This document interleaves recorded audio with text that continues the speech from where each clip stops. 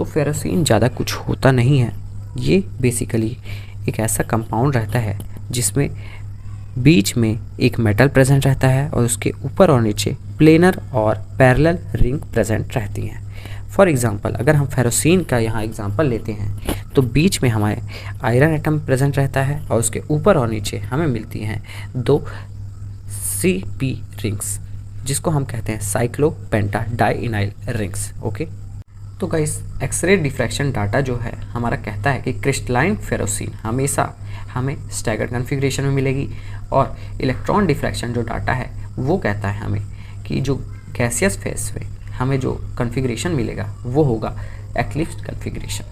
मतलब अगर सिंपल से समझें तो क्रिस्टलाइन फॉर्म में हमें स्टैगर्ड मिलेगा और गैसियस फॉर्म में हमें एक्लिप्स मिलेगा कॉन्फ़िगरेशन। ठीक है, अगर बात करें स्टेबिलिटी की तो एक्लिप्स फॉर्म हमेशा ज़्यादा स्टेबल मिलेगा हमें स्टैगर्ड वाले से। क्यों ज़्यादा स्टेबल मिलेगा? क्योंकि जो हमारे स्टैगर्ड की एनर्जी रहती है वो ज़्यादा रहती है एक्लिप्स से। ठीक है, अब बढ़ते हैं बॉन्डिंग की तरफ।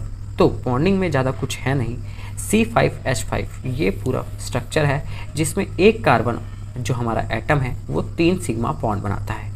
एक सिग्मा बॉन्ड बनाता है हाइड्रोजन के साथ और 2 सिग्मा बॉन्ड बनाता है आजू बाजू वाले हाइड्रोजन के साथ या फिर नेबरिंग हाइड्रोजन के साथ। ठीक है, जिसकी वजह से उसका एक pz ऑर्बिटल खाली रह जाता है और जिस pz ऑर्बिटल में एक इलेक्ट्रॉन रह जाता है।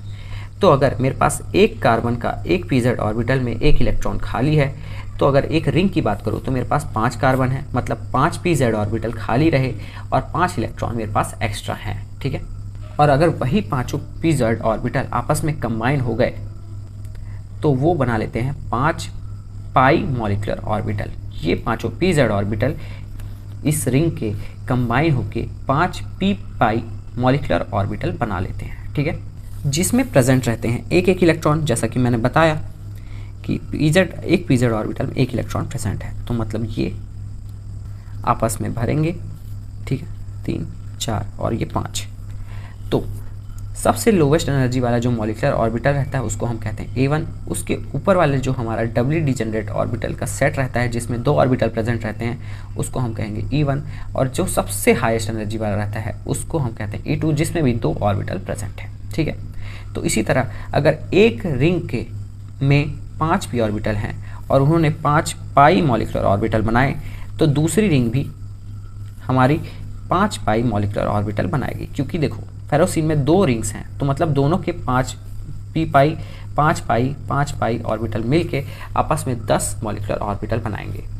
तो उन लोग ने अगर 10 मॉलिक्यूलर ऑर्बिटल बनाए तो 10 मॉलिक्यूलर ऑर्बिटल के नाम हैं A1G, A2U, E1G, E1U, E2G और E2U।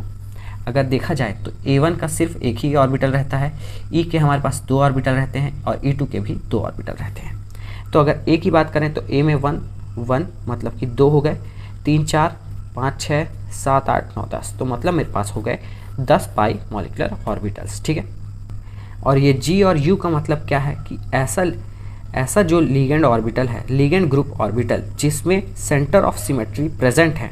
ठीक है, जिसमें सेंटर ऑफ सिमेट्री प्रेजेंट है उसको हम कहेंगे जीरेड, और जिसमें सेंटर ऑफ सिमेट्री प्रेजेंट नहीं है, ठीक है, उसको हम कहेंगे अनजीरेड।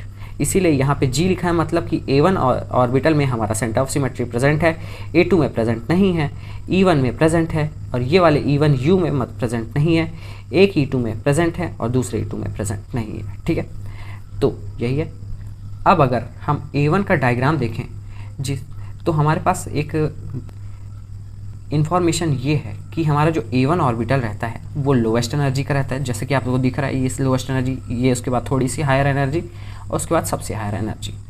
तो हमें पता है कि जो हमारा A1 ऑर्बिटल रहता है उसमें कोई भी नोड प्रेजेंट नहीं रहता या फिर नोडल प्लेन नहीं रहता। उसका मतलब ये है कि अगर ये A1 है, ठीक है, तो अगर हमारे पास कार्बन के 5 pz ऑर्बिटल में जो लोब्स हैं अगर एक में प्लस है तो 5 में प्लस होगा, क्योंकि यहाँ पे कोई नोड नहीं है तो मतलब कोई साइन चेंज नहीं होगा। ठीक है, अगर उसके बाद बात करें स्लाइटली हाई एनर्जी वाले E1 ऑर्बिटल्स की, जो हमारे Psi2 और Psi3, तो Psi2 और Psi3 में एक नोड प्रेजेंट रहता है। ठीक है, अगर दोनों रिंग का देखें तो एक, अगर रिंग में ऐसे भी नोड देख सकते हैं हम और इन दोनों के बीच से भी नोड देख सकते हैं। तो अगर नोड प्रेजेंट रहता है तो लोब्स का साइन चेंज हो जाता है, सामने वाले लोब्स का। अगर यहाँ प्लस है, यहाँ नोड प्रेजेंट नहीं है तो यहाँ का साइन चेंज नहीं होगा बाजू वाले नोड का। अगर ये प्लस है, अगर बाजू में नोड प्रेजेंट है तो मतलब इसका साइन चेंज हो जाएगा। यहाँ माइनस आ गया, नीचे प्लस आ गया, यहाँ नीचे माइनस है, यहाँ नीचे प्लस है। यहाँ नोड प्रेजेंट नहीं है मतलब कि सेम साइन रहेगा। और अगर नोड के ओवरलैप कर रहा है ऑर्बिटल में तो यहाँ पे कोई साइन आप नहीं लगाओगे, ठीक है। सिमिलरली अगर आप यहाँ पे माइनस लगा रहे हैं तो यहाँ आपको प्लस लगाना पड़ेगा, यहाँ प्लस लगाना पड़ेगा, यहाँ माइनस लगाना पड़ेगा और यहाँ माइनस लगाना पड़ेगा। आपको ये दिख रहा होगा कि ये जो हमारा नोड है या फिर प्लेन है, ये इस ऑर्बिटल और इस ऑर्बिटल नंबर 2 और ऑर्बिटल नंबर 3 के बीच में हो रहा है, ठीक है। उसी तरह अगर बात कर लें सबसे हाईएस्ट ऑर्बिटल जो हमारा E2 है, हमारा मॉलिक्यूलर ऑर्बिटल, उसमें 2 ऑर्बिटल प्रेजेंट है, psi 4 और psi 5। इसमें 2 नोड प्रेजेंट रहते हैं, ठीक है। एक 2 और 3 के बीच में प्रेजेंट रहता है और एक 3 और 4 के बीच में प्रेजेंट रहता है, ठीक है। और जो कि 5 को क्रॉस करते हुए जाता है, इसीलिए 5 में कोई साइन प्रेजेंट नहीं है। यहाँ पे होगा नेगेटिव साइन, यहाँ पे पॉजिटिव, यहाँ पे नेगेटिव, यहाँ पे पॉजिटिव। उसी तरह अगर हम देखें तो अगर नोड का ऐसे भी लिख सकते हैं हम, 2 नोड ऐसे भी बना सकते हैं। तो अगर ऐसे बनाएंगे तो सारे जो हमारे लोब्स रहेंगे p ऑर्बिटल के, उनमें सबका साइन सेम रहेगा इन दोनों को छोड़ के, क्योंकि इन दोनों के बीच में कोई नोड प्रेजेंट नहीं है, ठीक है। अब हम देखेंगे मॉलिक्यूलर ऑर्बिटल डायग्राम जो कि इन्हीं ऑर्बिटल से मिलके बना है, ठीक है। अगर मैं बात करूं कि जो हमारा फेरोसीन है मॉलिक्यूल, उसमें कितने इलेक्ट्रॉन प्रेजेंट हैं, तो अगर देखा जाए तो अगर फेरोसीन का मैं यहाँ पे आयरन का ऑक्सीडेशन नंबर निकालूं तो मेरा आएगा +2। अगर +2 आएगा तो मेरा कन्फिग्रेशन बनेगा 3d6 4s0 4p0, ठीक है। तो यहाँ पे मेरे पास हो गए 6 इलेक्ट्रॉन। एक CP रिंग में मेरे पास रहते हैं 6 इलेक्ट्रॉन, तो मतलब मेरे पास 2 CP प्रेजेंट है, तो मेरे पास हो गए 12 इलेक्ट्रॉन। तो 12 इलेक्ट्रॉन हुए इसके और 6 इलेक्ट्रॉन हुए इसके, मतलब टोटल हो गए 18 इलेक्ट्रॉन। अगर मैं इसका मॉलिक्यूलर ऑर्बिटल डायग्राम बनाऊँ तो वो कैसे बनेगा और इसमें फिलिंग कैसे होगी वो देखते हैं। तो ये है उसका मॉलिक्यूलर ऑर्बिटल डायग्राम जिसमें 10 मॉलिक्यूलर ऑर्बिटल प्रेजेंट है, 1 2 3 4 5 6 7 8 9 10, ठीक है।